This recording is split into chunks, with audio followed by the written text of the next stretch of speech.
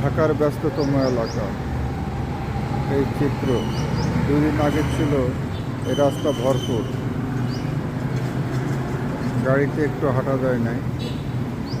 আজকে ঈদের আগের দিন পুরো রাস্তা ফাঁকা দেখা যাচ্ছে।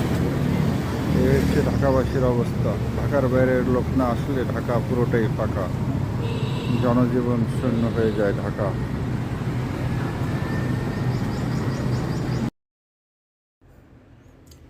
এটি হচ্ছে ঢাকার 2 দিন আগের অবস্থা।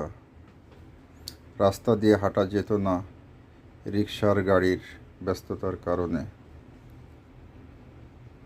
ঢাকাবাসীর প্রতি আহ্বান, ভাই আপনারা ঢাকার বাইরের থেকে যারা আসে তাদের প্রতি সদয় হন, তাদের অবহেলা করবেন না, তাদের পাশে দাঁড়ান, প্রয়োজনে সহযোগিতা করেন।